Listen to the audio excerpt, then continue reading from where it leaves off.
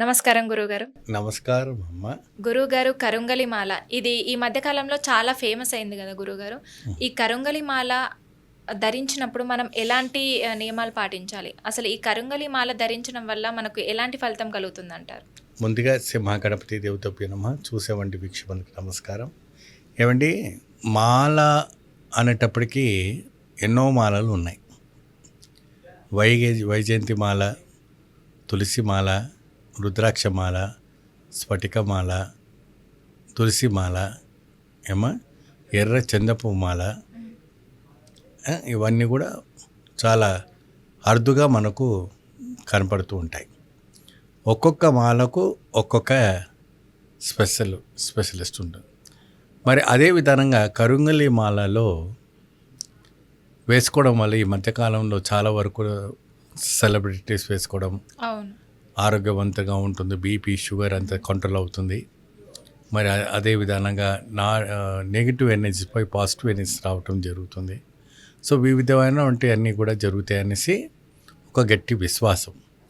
జనాల్లో వెళ్ళడం, జనాల్లో మంచి పేరు ప్రతిష్ట తేవటం బాగా పనిచేస్తుంది కాబట్టి అని ఒక గట్టి భావనతో ఉంటారు వాళ్ళు.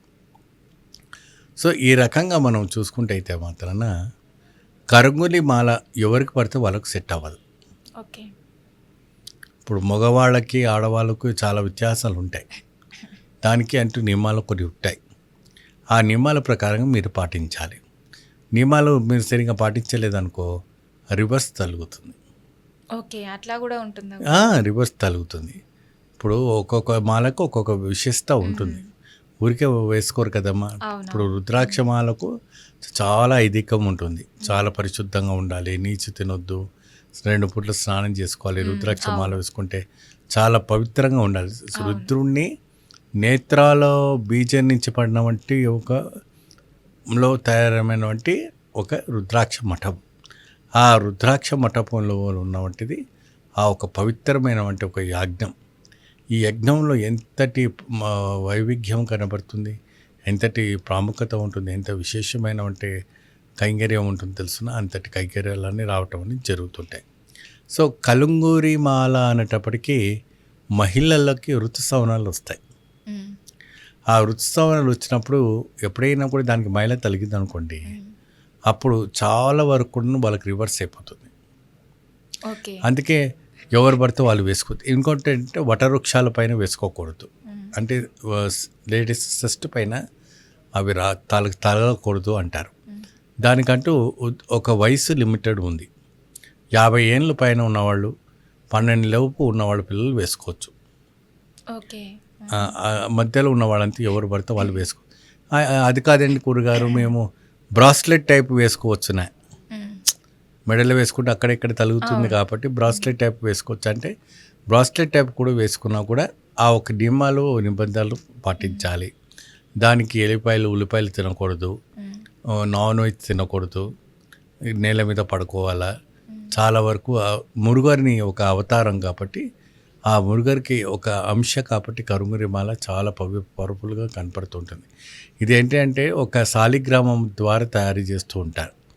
శాలిగ్రామంతో తయారు చేసేవంటి ప్రతి వస్తువు కూడా చాలా పవిత్రంగా ఉంటుంది, చాలా పవిత్రంగా అనిపిస్తుంది. ఎప్పుడైనా కూడా మీరు చూడండి, ఒక ఐస్ ముక్క మీ చేతులు పెట్టుకొని 5 నిమిషాలు నిలబడండి, పట్టుకొని నిలబడండి, ఎలాంటి వైబ్రేషన్ ఉంటుంది. దాన్ని కేవలం ఐస్ ముక్క మన ఫ్రిడ్జ్లో తయారు చేసుకుని మన ఐస్ ముక్కని మనమే పట్టుకొని 10 నిమిషాలు, ఒక 5 నిమిషాలు ఉండలేము. ఆ చేతులు జిల్లు అంటూ. అటువంటిది దైవానికి సంబంధించిన వంటి ఒక కలుంగురి మాల. అటువంటి కలుంగురి మాలను ఒక విశేషమైన వంటి ఫలితాలతో మనం ఇక్కడ ఉన్నప్పుడు దానికి చాలా ఇబ్బంది కలిగే వంటి అవకాశాలు కనపడుతూ ఉంటుంది, చాలా మూలంగా కనపడుతూ ఉంటుంది. సో విశేషమైన వంటి ఫలితాల కోసము దాన్ని ఎప్పుడెప్పుడు ధరించాలంటే మీరు పూజ చేసుకున్నప్పుడు శుక్రవారం రోజు, శనివారం రోజు, మంగళవారం రోజు వేసుకోండి. తర్వాత ఎక్కడైనా మీరు బయటకు వెళ్తున్నారు, ఏదైనా పని మీద వెళ్తున్నారు, ఏదైనా ఒక విశేషమైన పని మీద వెళ్తున్నప్పుడు వేసుకోండి. నిత్యం వేసుకోవద్దు. అది వేసుకొని మంచం మీద పడుకోవద్దు. దాంపత్యమైన సంబంధాలు ఉండకూడదు. అది వేసుకొని దాంపత్యమైన ఉంటే సంబంధాలు ఉండకూడదు. బ్రహ్మచర్యం చాలా అవసరము. ఈ అంటే ఓన్లీ పూజ టైంలో వేసుకోమంటారు. పూజ టైంలో వేసుకొని తీసేస్తే చాలా మంచిది. ఓకే. ఓకే గురుగారు, కరుంగలి మాల గురించి చాలా చక్కటి వివరణ అందించారు. ధన్యవాదాలు.